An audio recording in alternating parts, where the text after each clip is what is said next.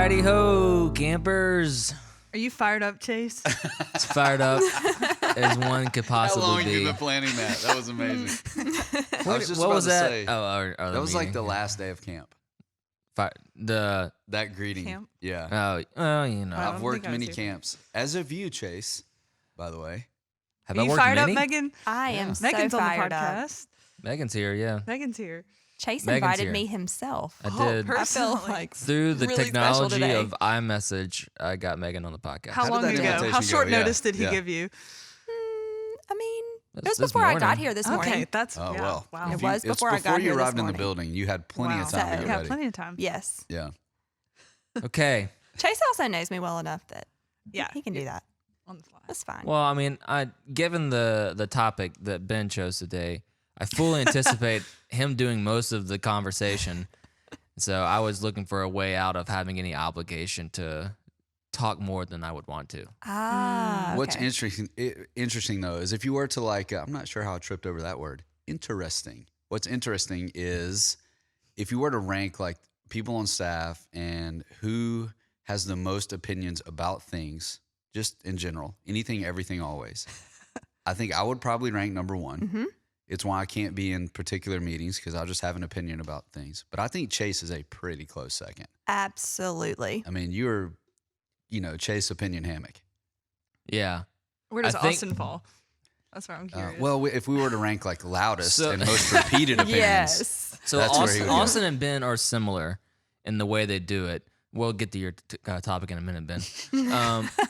You and Austin are similar in that it's not as far spread as mine is, I think, but the level of vitriol, opinion, That's yeah, the word you're looking for. the commitment to your opinion and believing it wholeheartedly is very high for the amount of things that you have an opinion on. See, you have an opinion about having an opinion. And this is why he is Chase Opinion Hammock. Yeah, I think you're right Lives though. true. That was less of an opinion, more of an assessment, and I think the assessment was correct. Yeah, like if I had just kind of mild opinions about things, I don't think I could be in ministry because you would never survive. But it's the things outside of ministry that I have also like really high level opinions on. And if you were to trace back, which my wife is going to be on the podcast, I think next week we're planning that. We're If you were trying to- our darndest. Yeah, if you were to trace back the origination point of most of our marital discussions, I did this for YouTube. Wait, what does that mean? Yeah, Discussions. discussions. Yeah, we did. Yes, very intense discussions. It would probably be my unusually high opinion about a random thing. Oh, I believe that. Yeah, yeah. So. Yeah. I believe that. Not that we argue. I don't want to say that publicly that, that I argue with my wife. Christians don't do yeah, that. they don't. But in our former life, before we loved Jesus as much as we do now, Yeah. we used to argue as husband and wife. So Great. yeah. Anyway, Segways are overrated. What are we talking about, Ben? Man, I don't know, Chase. You need a break. You feel like you need a break. I'm on coffee cup number 2, You're here for it. so I'm trying to really ramp this up. Okay, so basically what we're trying to do on this podcast today is in a different way give a status of vertical church. Because, State of the Union kind of thing. yeah, I was really trying to stay away from that language. Or Vision. Yeah. Vision Sunday. Yeah. Oh, yes. Yes. Yes. But trying to talk out together because that's actually how we do things here. I think there's a misnomer that there's one guy sitting in an office, praying and just thinking, okay, where are things? And then I'm going to tell the troops exactly what's going on. And we're all going to storm ahead because Ben had this idea. Totally not how this place works. I mean, No. and the evidence of that is that we're still a church, right? But I want to solve all that today by us discussing just kind of a status of where we are, beginning hopefully to emerge from a pandemic. We've got shots going out. We've got people who, anyway, that's a big, long story. But talking about where Vertical Church is headed, how we're getting to where we're going, what we feel about a church that's emerging from a pandemic, the things that we see God doing that maybe because of people, I don't want to call it a limited perspective. Let's call that out. But we spend a lot of hours here, and it is a joy for us, an honor for us to be able to interact with so many different people and different kinds of people that go to this church. So if you're a person who comes into a service and this is your church and you talk in the lobby for 15 minutes, go to a service, hang out, maybe grab dinner with some people. There's just a lot that you don't see, that you don't get to see, which is a shame. I wish we could change that. But based on our perspective as staff, what do we see God doing? What's God up to? Where's he calling us? What does he want us to do? So I thought maybe the first question we should discuss is the good things that we've seen as a result of the pandemic, which is a difficult question. Hot take, God actually does good things in difficult times. And we've seen that happen here. And I want to openly discuss those for the people watching and listening, because that number is growing. I think one thing that's happened, and it probably hasn't happened since, like, to this level since like LifeBridge days, but full staff hard discussions. LifeBridge would be the name of the church before it experienced a merger and became Vertical. Sorry. Yes. Yeah. Back in 1833. We should really stop doing inside jokes because no Well- one's gonna get them. Well, if we explained it, it's important. That's So, right. all right, I'm sorry I interrupted. That's what we do here. Yes. I didn't have much more to say. I think we had a lot of them because, there was confusion on all fronts. Everybody, for once, had opinions, fairly strong ones about things to do.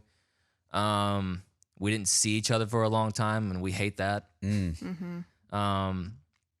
But I don't think there was ever a period of it was never a period of major unhealth.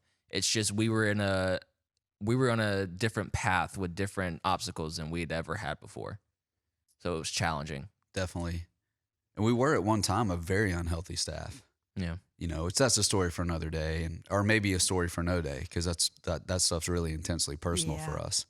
But we did experience a lot of division as a staff, and that broke all of our hearts.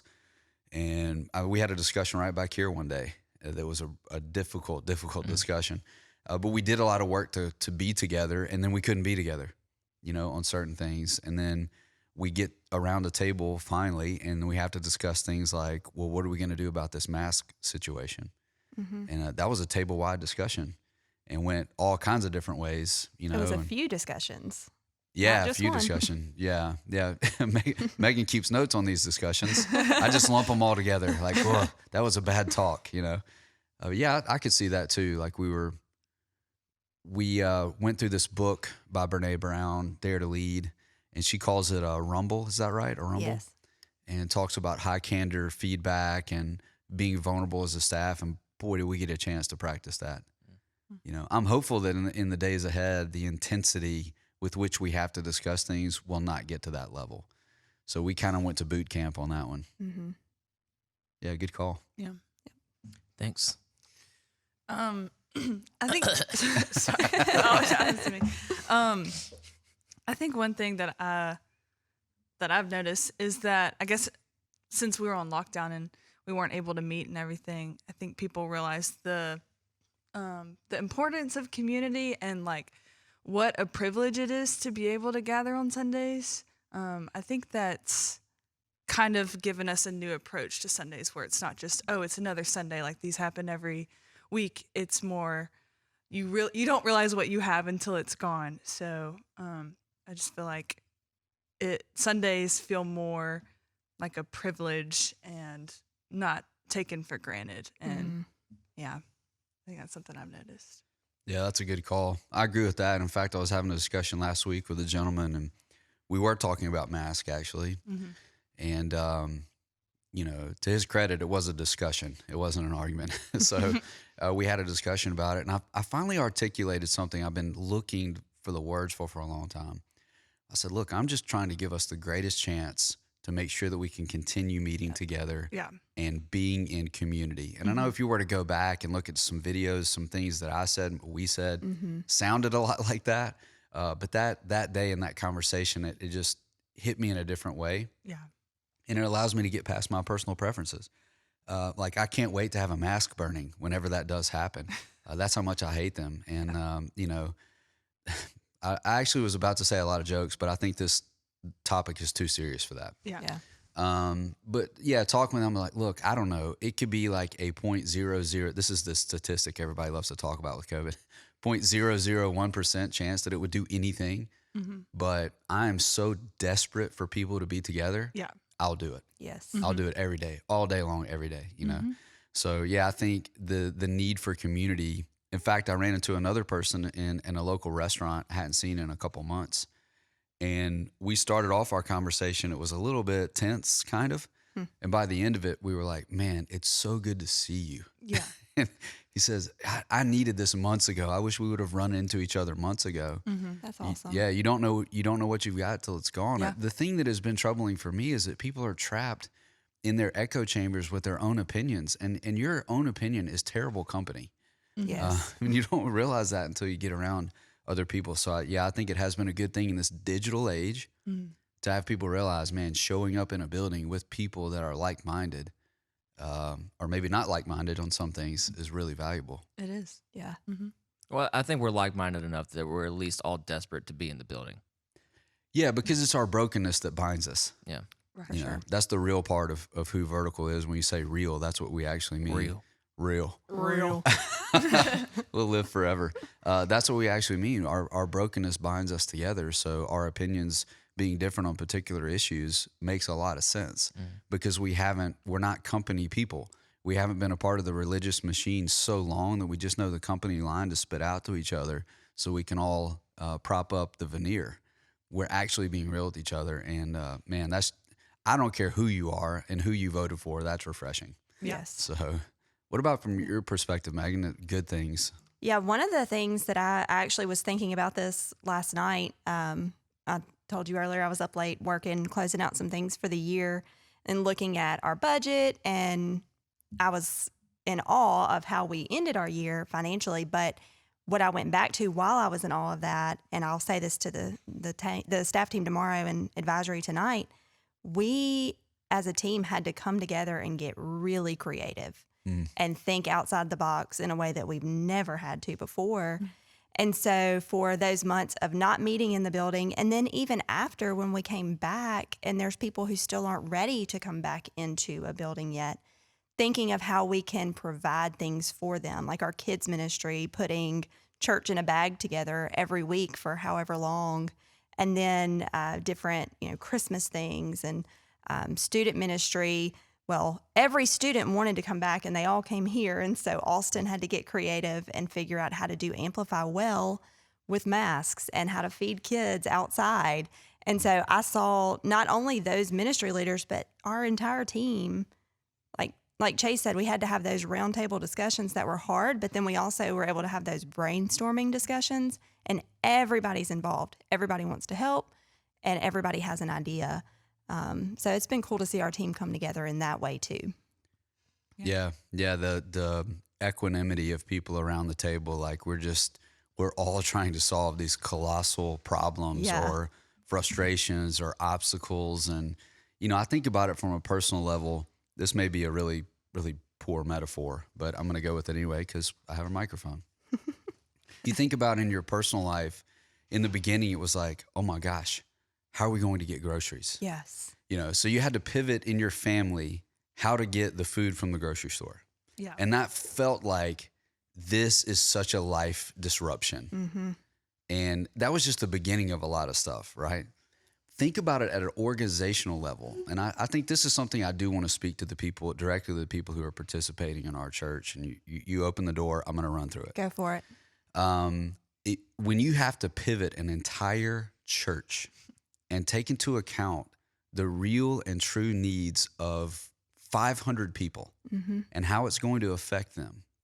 You have to think about the young couple who's newly married, who has no kids and is living away from family. You have to also think about the retirement age person who is concerned for their health, or the sandwich generation who is caring after young kids, and we didn't know what it was going to do to kids at the time, and is also looking after their elderly parents. And then news is releasing like, oh my gosh, this is killing the elderly. So they're trapped in that way. They need access to spiritual content to stay close to their faith. To have to pivot an entire organization with a group of people that has never pivoted a church in relation to a pandemic before.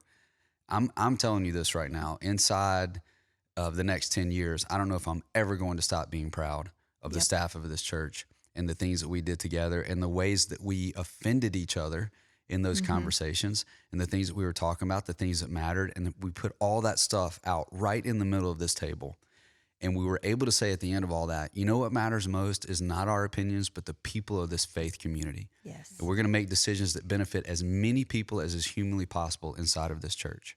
And then somebody pipes up and says, well, what if this offends this particular group of people that go to church here? And we all had to say, one group of people isn't larger than the mission.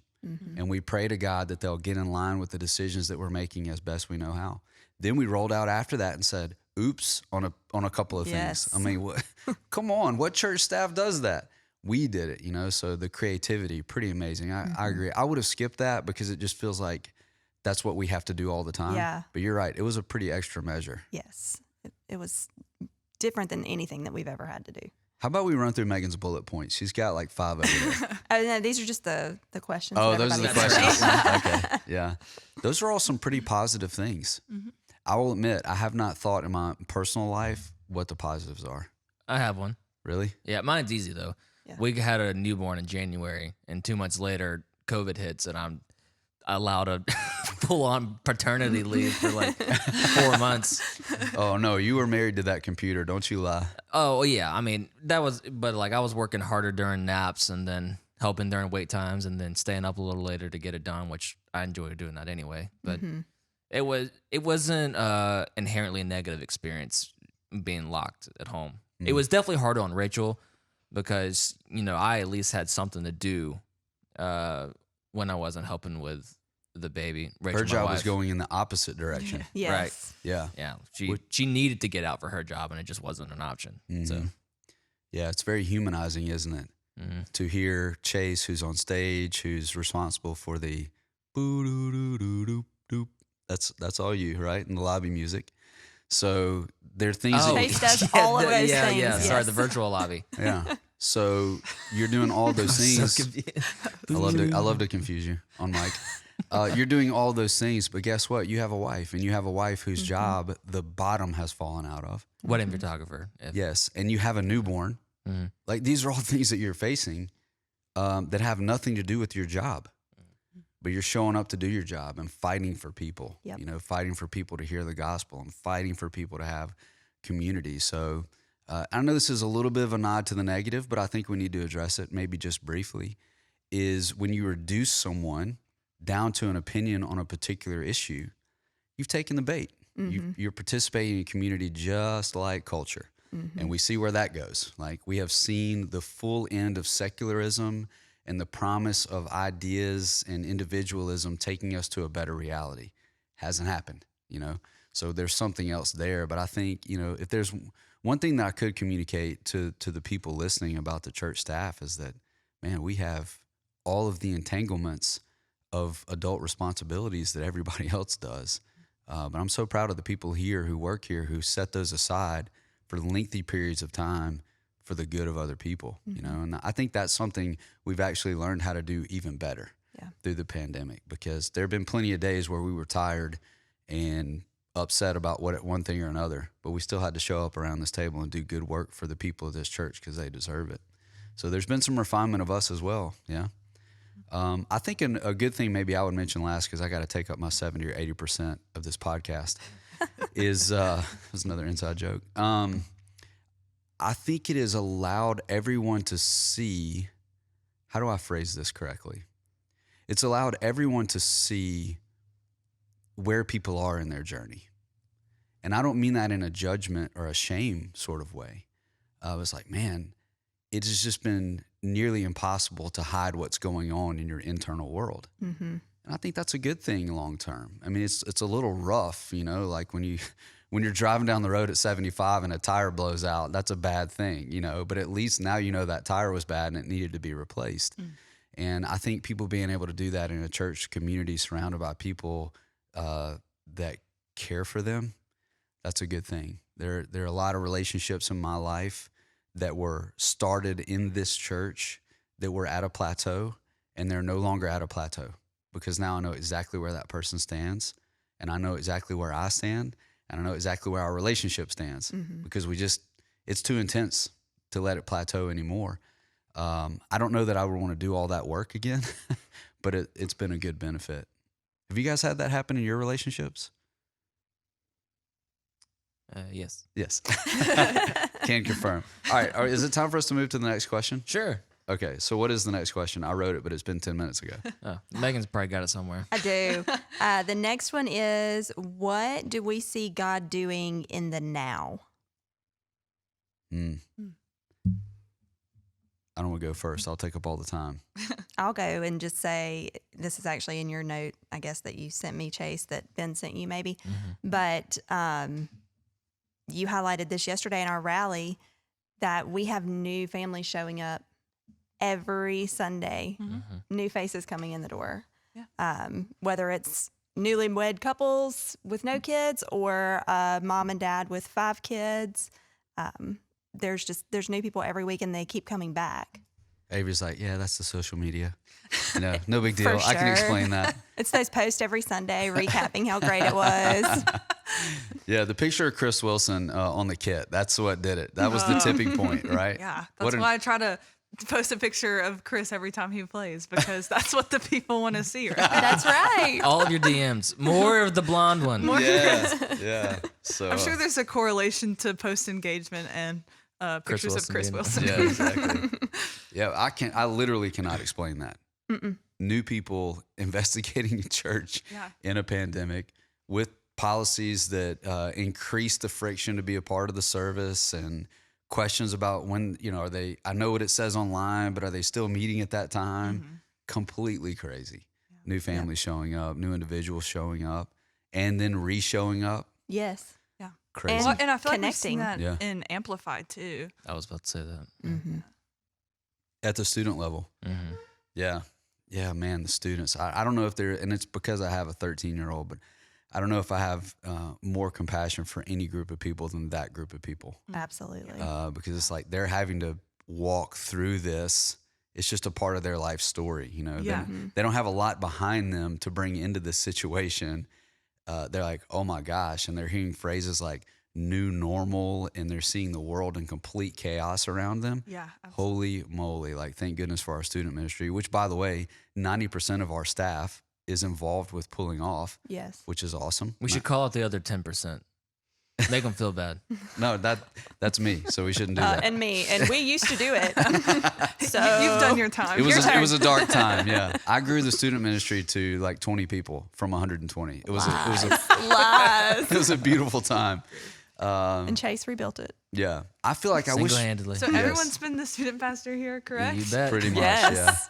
You're up. You're yeah, up. it's my turn. Careful though, if you take that job, there's a pretty good chance you'll be taking other larger responsibilities here Yes. later on. So Okay, it's good part to of the know.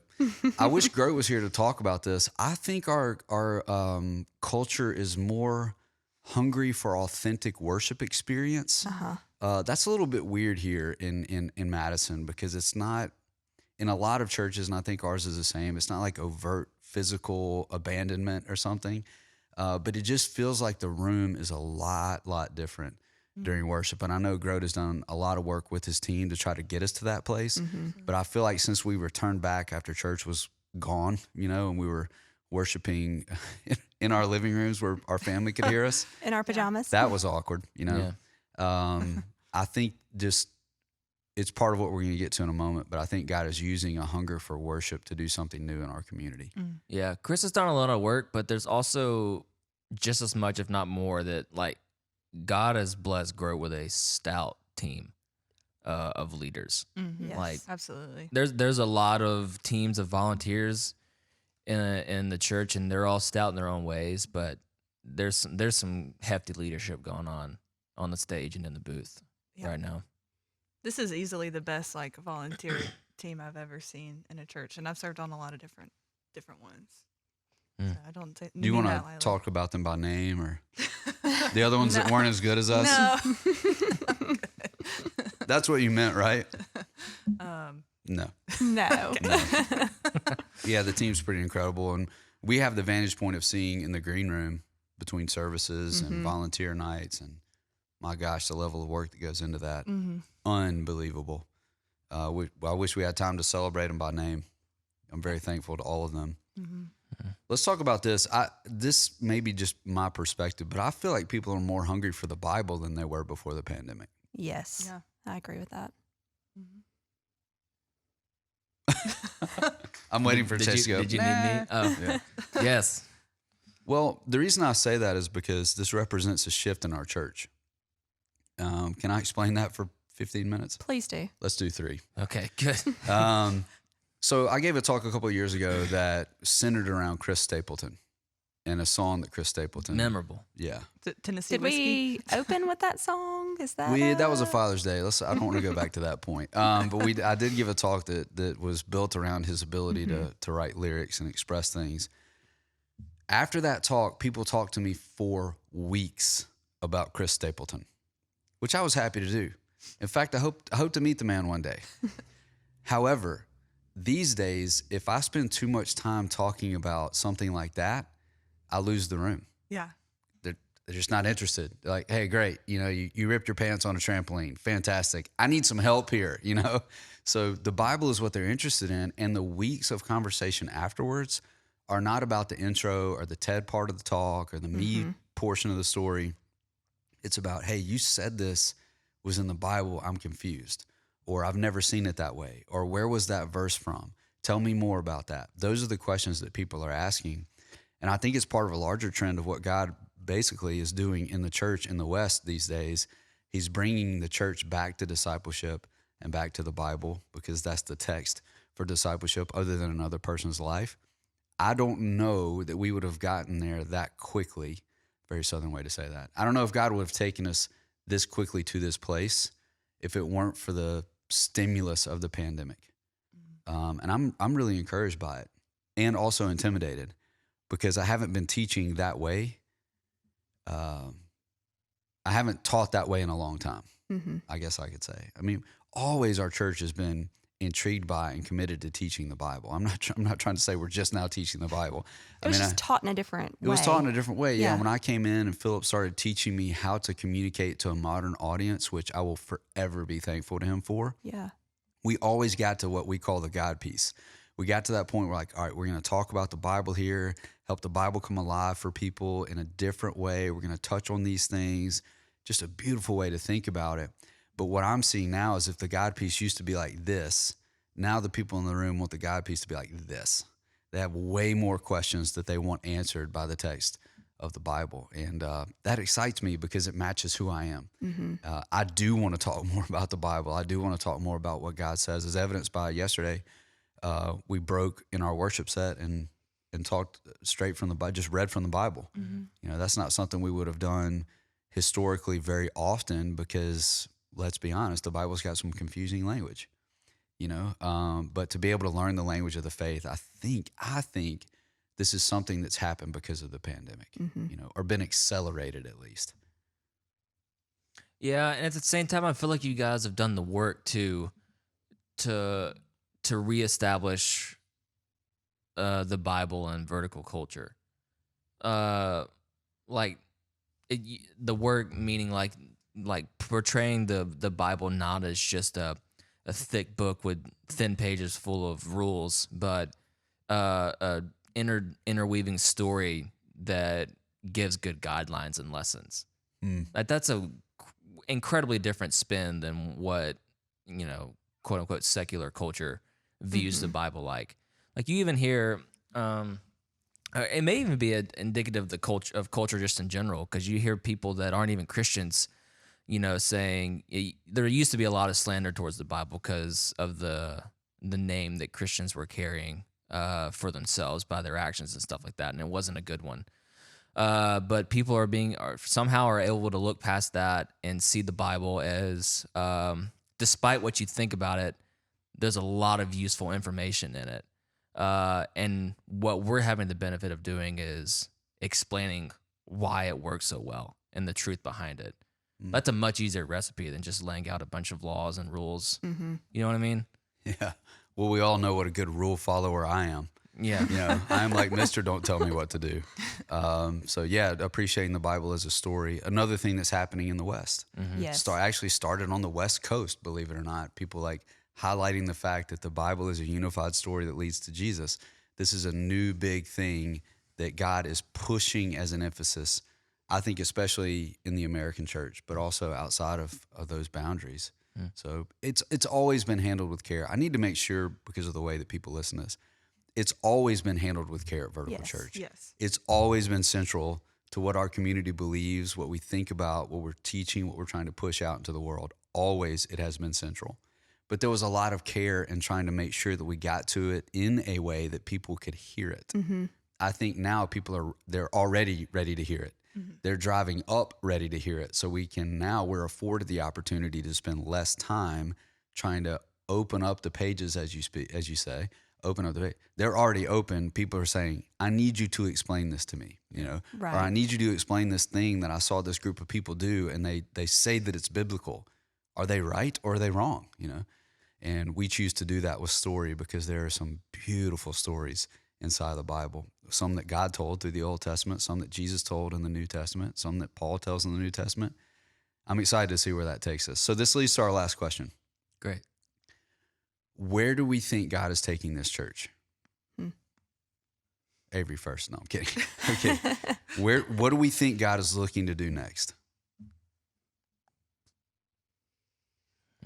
I think the shift that we've seen, kind of like you just explained it in a lot of words, in a very Ben way, in a great way. Thank you. Oh, I And was I'll do the waiting for Megan thing validation and then- like break Yeah. it down a little bit. We've seen a shift in what the people want.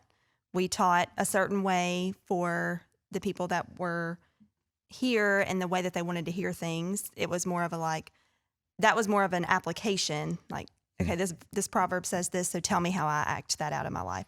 Now people are saying, no, explain this to me. Like, why does this say this? What does it mean? context. Yeah. And we're seeing a lot of that with our students. I have 3 teenagers, and I live that daily. They want to know things biblically, school, whatever. So I think with that shift taking place, we're going to see people rising up, because if they're being explained to, if they're hearing how, like, what the Bible means when it says certain things, or what these stories mean, or what made this person a hero, and a man or a woman hears that and they're like, oh, okay, I get that. So I am created for this. I am worth this, or I am able to do this. We're going to see them rise up, and then we're going to see them teach new people. And that discipleship piece, we're going to see something big happen here. We're going to see a big shift in the just coming in and listening and then leaving versus coming in, listening, and jumping in. Wow. Yeah. That's really well said. Yeah. Great job, Megan. I like to be validated too. That's exactly what happens. Okay, Ben said a lot of things. Now let me present it in a package where everyone can understand it. Yeah. That's perfect. Yeah, I don't want to answer this question too quickly. What are your thoughts? Me? Yeah, both of you. Yeah, I got it. I think we're gonna see a lot of action. I think we've done a lot of consoling and helping people get through like the difficulties of 2020, and now people are ready to do something about it. I think people, as you said, they're more ready to just delve into the Bible and understand it and what that means for them, and get excited about it, and take action for whatever that looks like for them, whether it's volunteering or going out into the community or going on mission trips, or just even in their own personal lives, changing how they live. I think that's what we're going to start seeing a lot of, and that makes me excited. Yeah, that is awesome. This church wouldn't be here without people having people of action in its history. Absolutely. Yeah, so it's cool to see that revitalize. I agree with them both. I think mine's more of a what I'm hoping for Perfect. answer. Yeah. I think the name of Christianity needs a lot of rescuing in our culture, based on actions of people over the past, I don't know, couple of 48 decades. months. Yeah, hoard that. Doing things in the name of Christianity. And there's nothing more frustrating for me than that, especially right now. I think what I'm hoping for out of Vertical is a rescue mission for that. Not for our sake. We have the privilege of not really having to care what people think about us, but I don't want the name of Jesus out there being misconstrued by people using it and his teachings in an illegitimate way. Because really, all that does is just make our job harder, and it's hard enough as it is. Making sense of a 2,000-year-old story plus making it make sense and connect in a modern world. And not that that's fully our responsibility, but we at least get the help in that, And I think what would be awesome is seeing the name of Christians being redeemed a little bit, specifically in American culture, by the way that we love people, by the way that we help people. Essentially what Avery was saying. Yeah. Boy, this is beautiful thinking. Yeah. I wish more people had time to sit around and think about these things the way we're discussing them today. The interesting play on this, though, is that as a culture, we've positioned ourselves in such a way that we are demanding supernatural rescue. The problems are too large. We just can't solve them. There's no legislation that's going to get us out of this. Mm-hmm. It's going to have to be God's activity to rescue American culture, and particularly the divisiveness in the Southern American culture that is represented for a lot of different factions. But the thing that God does biblically, so let's kind of do in practice what we've been talking about. The thing that God does biblically is he chooses people to be ambassadors of that supernatural change. So the nation of Israel was set free, but God chose a person to get them out of slavery and the cover of darkness and to the edge of the Red Sea. Then the leader came to the end of his ability, and God said, no problem, I've got this. And they go across and they stop and worship, and they had so many more challenges ahead of them than they had faced up until that point. I mean, good grief. If you have told the people, hey, we're going to get you out of slavery, but then you're going to wander around just lost for a long time before you get to where you're going, they would have said, I'm out. I'd rather stay here and make bricks. So there's a lesson in that as well. But God is using the people of this church, I believe, in the days ahead to be a beacon of hope that change is possible and that the supernatural power of God is still available to affect change in our culture. If we were just to communicate that message over the next 5 years, what would happen? I wonder often who's sitting in this community that is going to actually be the person that launches the movement to unify our culture. I pray for that. I'm like, God, please let that person be here. Let them hear something, even through our sometimes wobbly efforts to get the gospel message across, that there's a young woman or there's a young man in this church that doesn't have to fight all the stuff that we've had to fight, even to have a church like this, and they catch a vision or a dream for renewal, and they're the person that initiates revival in the United States. That we don't have to talk about what's going on in China or Australia and say, man, I wish that would happen here. That God burst that sort of thing out of this community. It's going to be very difficult for that to happen, though, if those people who should be inspired are caught in the middle of mudslinging inside of the church. So we're going to fight that as best we can. My hope for the future of this place is that we can be an inspirational place, that change is still possible and that God's not finished, that God's doing a new thing, and we're going to chase it as hard as we can. Some things we're going to get right and some things we're going to get wrong, but as long as we get to the edge of the sea, it's God who's going to part it. That's kind of my dream and vision for what's ahead. But man, it's going to be messy, right? Yeah. I'm glad we're in it together, and we're inviting more people to be a part of it, right? Yeah. Cool. Full stop? Sure. Right.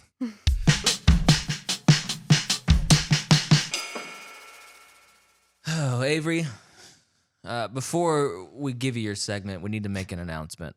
Okay. All right. We talked a lot in that last segment. I think it was worthwhile, Ben. But I think some things that are worthwhile come with hard decisions on the tail end of them.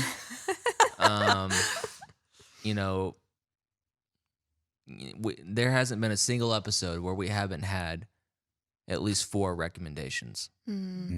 Janice will be so sad. Yeah. But I think perhaps even offended. Yeah. Well, all we can do is hope that she forgives us, because I think it maybe if nothing else, just for this 1 week, we don't have room for recommends this episode because two great reasons. One, I feel like that was a great last segment. Mm-hmm. We'll be bold and cocky. Great segment. And two, Avery has come up with some fantastic questions. Thank Yes. Some heady questions that we could really throw around for debate for another 40 minutes. you. Yeah. We're not going to because I have the space bar.